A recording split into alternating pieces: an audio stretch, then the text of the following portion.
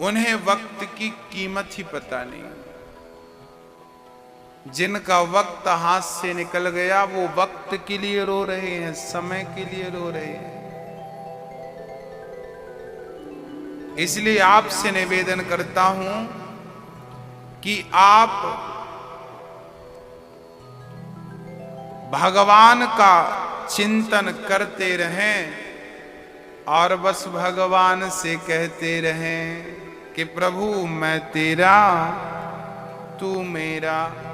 यदि नाम भगवान का लेते गए तो कितने भी बड़े पापी हम हैं, भगवान माफ कर देंगे, माफ कर देंगे भगवान। रावण ने सीता को चुराया, हनुमान जी को भेजा, जाओ यदि अभी भी मान जाए तो मैं उसे माफ कर दूंगा। राम जी ने रावण को 2 मौके दिए। पहला मौका हनुमान जी को भेजा, अभी भी सुधर जा, मैं माफ कर दूंगा।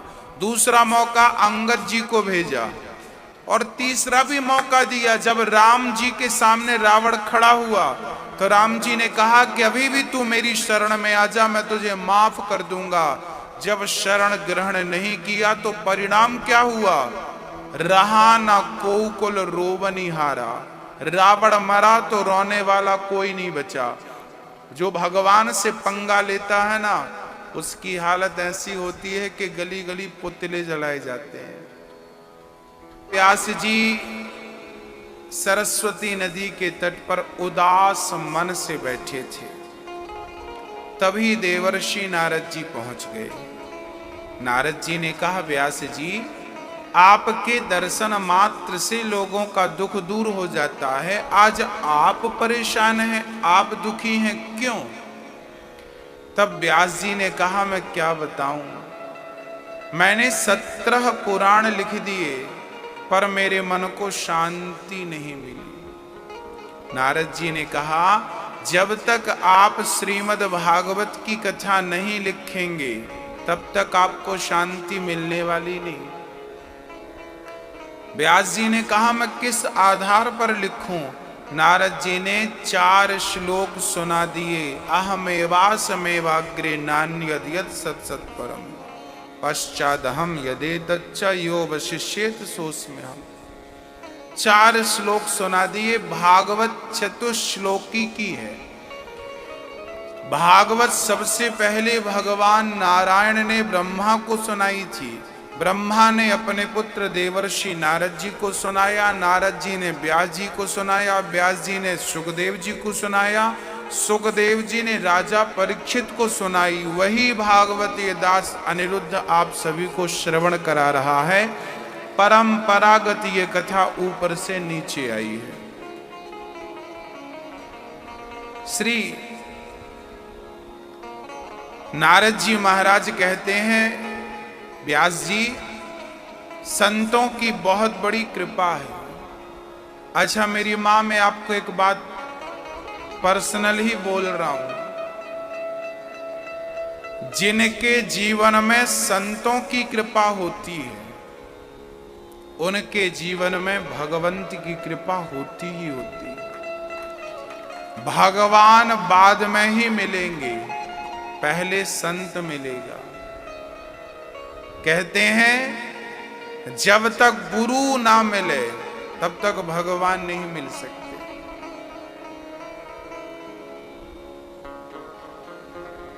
इसलिए गुरु का होना अति आवश्यक है। गुरु की शरण ग्रहण करना, गुरु के बताए मार्ग पर चलना अति आवश्यक है। गुरु वही मार्ग बताएगा जो मार्ग ईश्वर से आपको जोड़ दे। नारद जी ने कहा, मैं पिछले जन्म में दासी पुत्र था, मेरी माँ घर घर बर्तन मांजने जाती थी। नारद जी का पूर्व चरित्र सुना रहा हूं, ध्यान से सुनिएगा।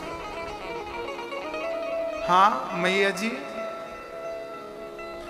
नारद जी पिछले जन्म में दासी पुत्र थे, इनकी मां घर घर बर्तन मांजती थी। नारद जी ने कहा कि एक बार मेरे गांव में कुछ संत आए चतुर्मास व्यतीत करने के लिए। मैंने उन संतों की खूब सेवा की, चरण दबाना, उनके वस्त्र धुलना, और जब संत खा लेते थे तो उनकी जो जूठन बचती थी, प्रसादी बचती थी, वो प्रसादी मैं ग्रहण कर लेता था।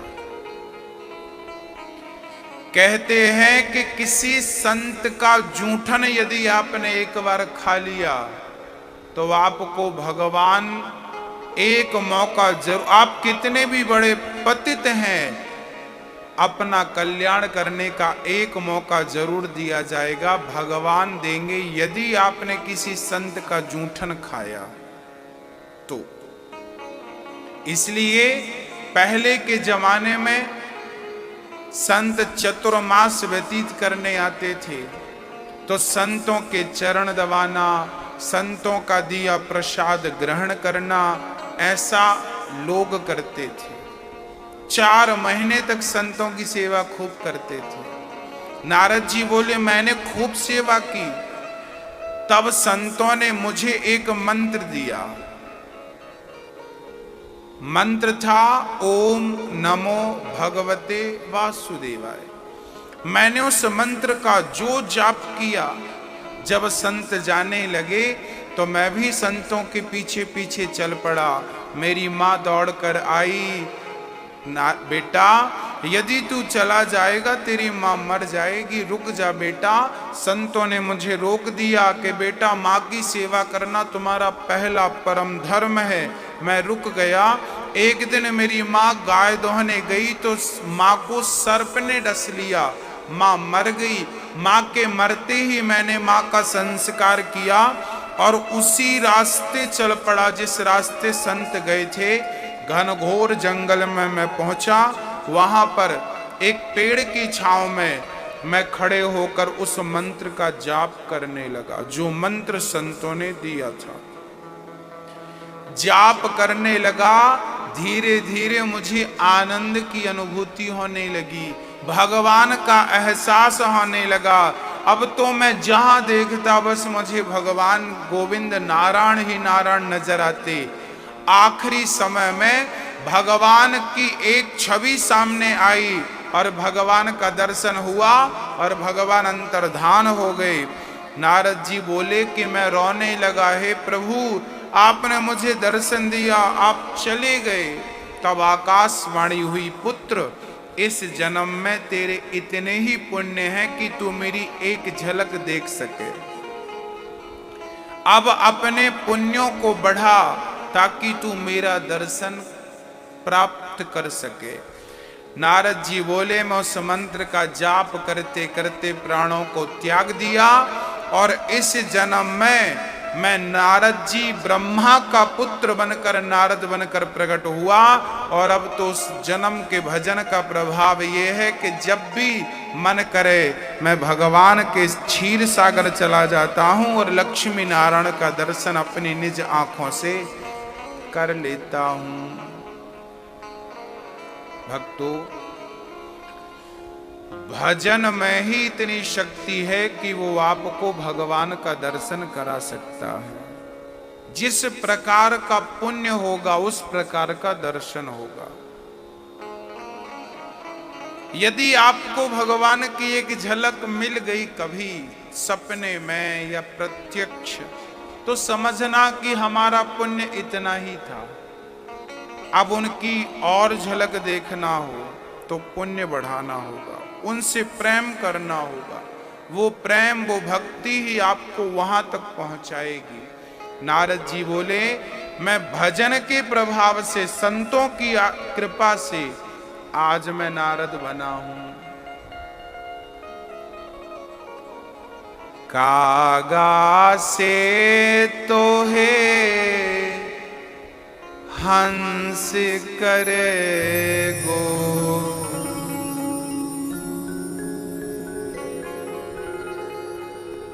कौआ भी हंसों की भाषा बोलता है।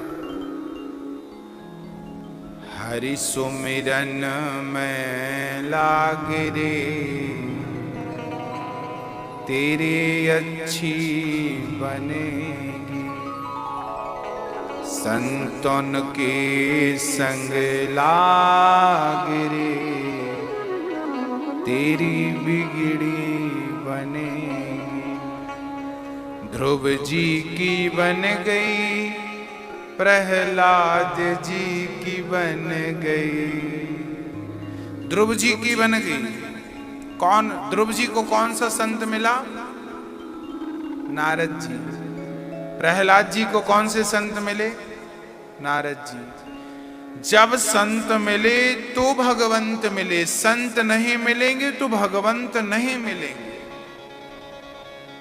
इसलिए नारद जी हमें यही कह रहे हैं इस कथा से कि जीवन में किसी अच्छे संत के चरण शरण ग्रहण कर लीजिए, उस संत के पांव पकड़ लीजिए जो आपको भगवान से मिला दे। हाँ, व्यास जी ने 4 श्लोकों के बल पर भागवत की रचना की और 4 श्लोकों से 18,000 श्लोक बना दिए और एक महान ग्रंथ का निर्माण किया, भागवत महापुराण लिख दिया व्यास जी ने।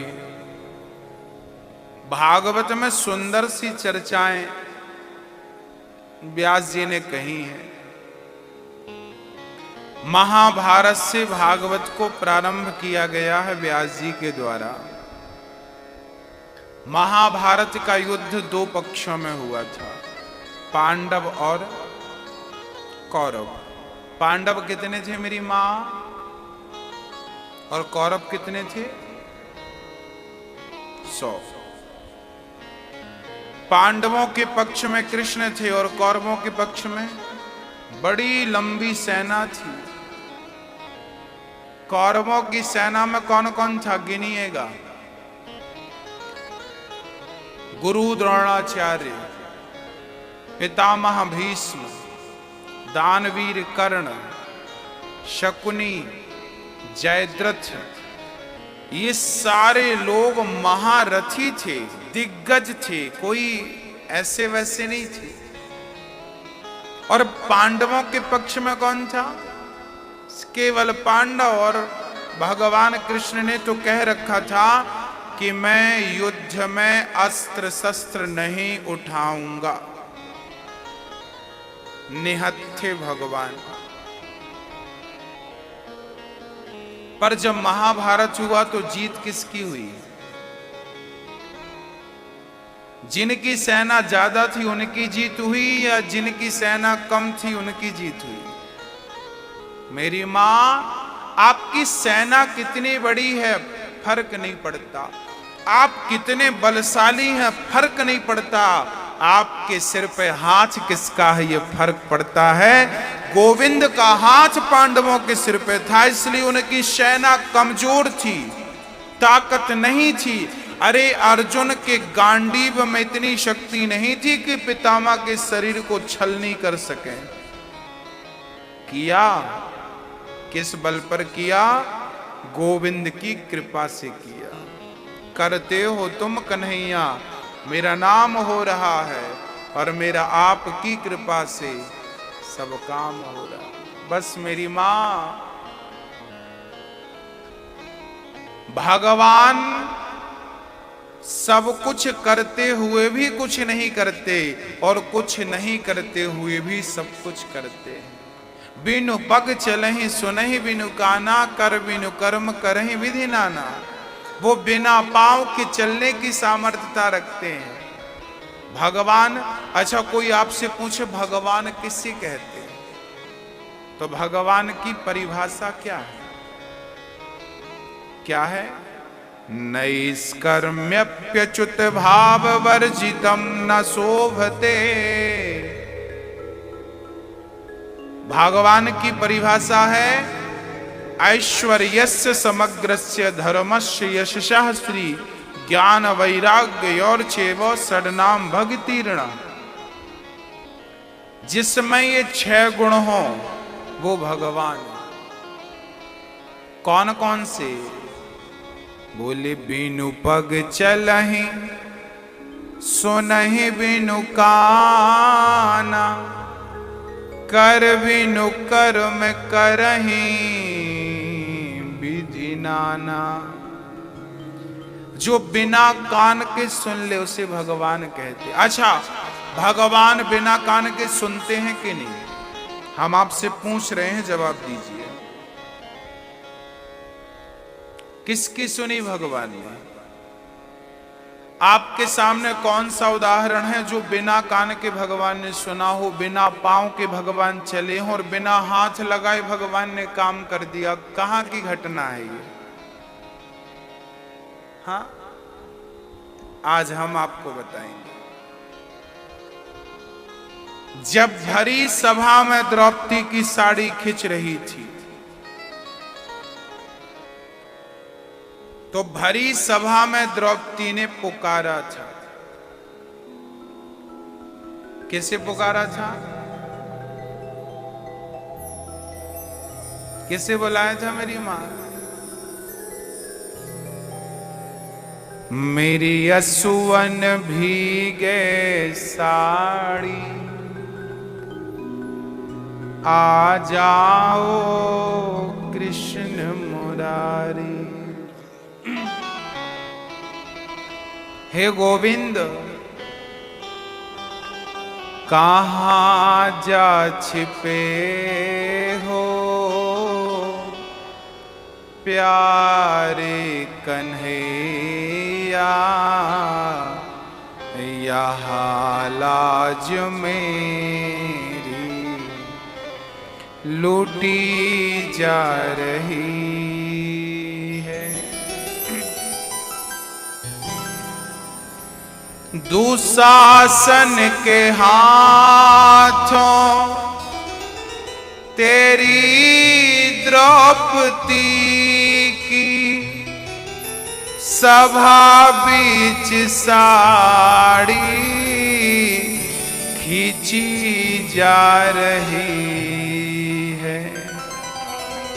कहाँ जा छिपे हो प्यारे कन्हैया, यहाँ लाज मेरी लूटी जा रही है। जिन्होंने कभी मेरी सूरत न देखी, द्रौपदी कह रही है कन्हैया, जिन्होंने मेरी सूरत ना देखी वो देखेंगे आज बदन मेरा नंगा। जुआ में पति जी मेरे हारे हैं बाजी, महलों की रानी लूटी जा रही है। द्रौपदी ने हाथ उठाकर कहा, कन्हैया यदि नहीं आए तो आपकी बहन लुट जाएगी। और याद रखना, आज लाज आपकी बहन की नहीं, लाज तो आपकी जाएगी। द्रौपदी ने बुलाने में देर लगाई है भक्तों, भगवान ने आने में देर नहीं लगाई। द्रौपदी ने पहले पति को बुलाया, अर्जुन मुझे बचाओ, गुरु द्रोणाचार्य जी बचाओ, पितामह भीष्म बचाओ। जब किसी ने नहीं मदद के हाथ खड़े किए, तब द्रौपदी ने दोनों हाथ खड़े कर दिए, कन्हैया अब साड़ी उतर रही है तो मुझे फर्क नहीं पड़ता, क्योंकि मैंने शरण ग्रहण कर दी, मैं शरण में हूं आपकी। अब साड़ी उतरे या बचे आपकी मर्जी। और जब हाथ उठाकर पुकारा, कहते हैं उस समय द्वारिकाधीश रुक्मणी ने भोजन के लिए आवाज लगाई। जिस समय द्रौपदी की साड़ी खिंच रही थी, उस समय घड़ी मैं लगभग 11:30 से 11:30 का समय था। सुबह प्रातः काल दोपहर का समय था और उसी समय द्रौपदी कन्हैया को बुला रही थी। उसी समय रुक्मणी जी कृष्ण को आवाज लगा रही थी कि भोजन तैयार है, गरम गरम जल्दी भोजन कर लीजिए। और कन्हैया तो बस इंतजार कर रहे थे कि मेरी बहन बुलाए और मैं जाऊं, पर बहन है कि बुलाती नहीं, पति को बुला रही है, पितामह को बुला रही है। भगवान हाथ बांध कर खड़े हैं, जब तक तू बुलाएगी नहीं मैं आऊंगा कैसे। और जब कोई नहीं आया तो द्रौपदी ने आवाज लगाई, आओ कन्हैया, आओ मुरारी, तुमको पुकारे ये बहना तुम्हारी। आओ कन्हैया कि आओ मुरारी, तुमको पुकारे ये बहना तुम्हारी। कि देखो जरा ये हालत हमारी, कि बहना तुम्हारी लूटी